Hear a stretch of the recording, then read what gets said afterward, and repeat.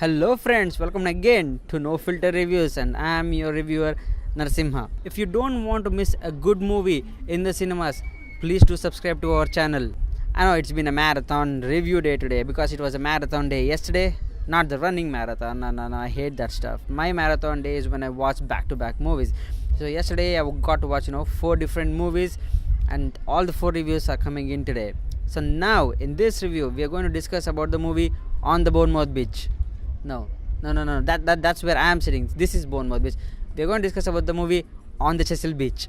On The Chesil Beach. To talk about the story, it's a complicated story. I mean, even though the story, 90% of the story happens in like 3 to 4 hours, when two newly married couple come to honeymoon on the Chesil Beach. I mean, not exactly on the Chesil Beach. They come down to one of the hotels right by the Chesil Beach. The story is more like them trying to have sex. Yeah, to bluntly put across, that's the thing. So they're both clumsy, they're both innocent, they both they have their own complicated life, they've got different shades to their life, and they're both virgins, so they don't know what to do. They're trying to figure out how to do. And then that's when the story cuts and goes to the flashback, and you're introduced to the characters, both the heroine and the hero, and then you're introduced to their families, how different they are, how complicated they have been, how they meet each other, how they get married, and what happens on the Chesil Beach on the first night trying to have sex. What happens, and how does that night affect the rest of the life is the story of the movie. The biggest positive of the movie is its last 20 to 25 minutes. I mean, the movie initially takes its own time to set up. The narration is pretty slow. The screenplay isn't tight.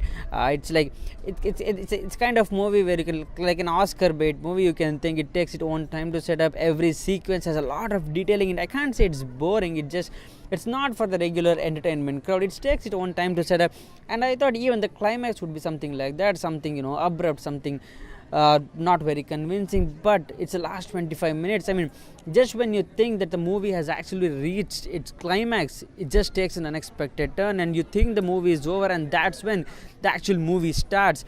That's when it becomes more emotional. It kind of become thought-provoking. I mean, you're happy with the decisions the lead character is taking. You think you kind of at least me, I kind of supported what he was trying to do, and suddenly it goes to a different path and asks a different question. I mean, that question it's kind of heavy, it's kind of haunting. I mean, even you come out of the theater, I mean, you start wondering whether the kind of decision he took. And then there's a question that's kind of a spoiler I'll be telling at the end. That question leaves you kind of spellbound. I mean, it's a tricky question, and answering it is difficult. And the way the movie has handled it, the emotional aspect that comes out of it is really good. At no point of time it becomes over emotional, or it doesn't try to become over preachy or anything. At no point does it actually forces you to think of anything. Everything is put in a really subtle way. I think that's when it has a more impact. I mean, a movie, when it tries to force something down your throat, you don't feel the impact, you feel force. When a movie tries things, when it keeps it in a really subtle way, and you start, thinking over it, that's when you have the biggest impact. That made sense, right? Yeah, I guess it made sense. Another biggest positive in the movie was the performances. I mean, the actors, especially the lead actress, Saoirse Ronan, I don't know. Yeah, she's done brilliantly. I mean, she's the lady who has done the lady in the Ladybird. I was really impressed with her performance in that movie, and that was more kind of a girl entering into that adolescence age. I mean, she was jumpy, she was excitable, and all kinds. I mean, she was really good in that movie. That was, I think, nominated for Oscars also. And even in this one, I mean, she tries to balance the act between being very mature to being really innocent, and a frustration in between.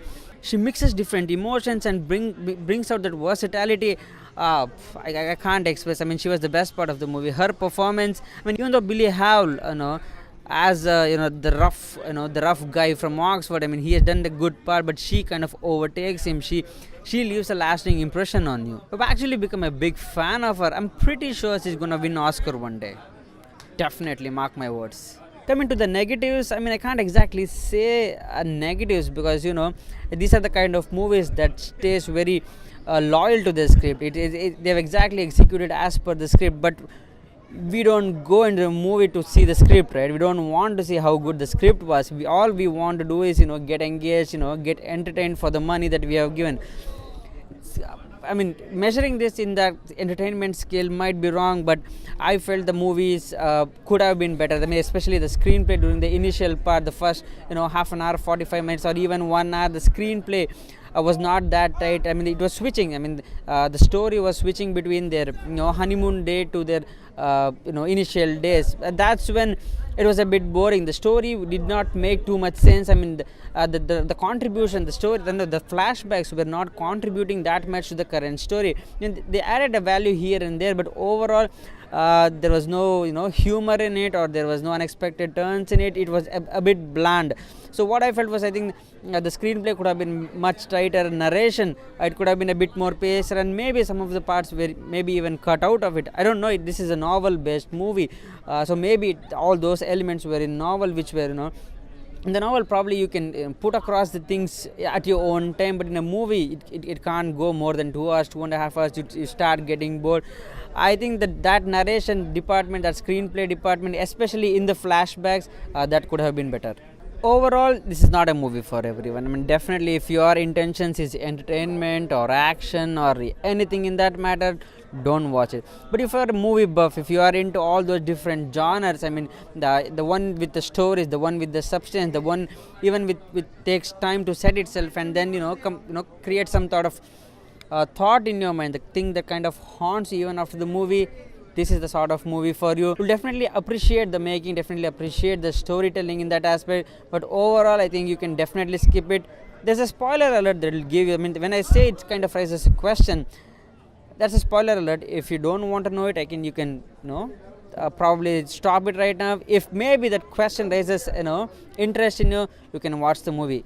This movie, particularly the last few minutes, it raises a question whether if there are two questions in front of you. If someone tells you that they don't want to have sex with you but they still love you, would you go for it?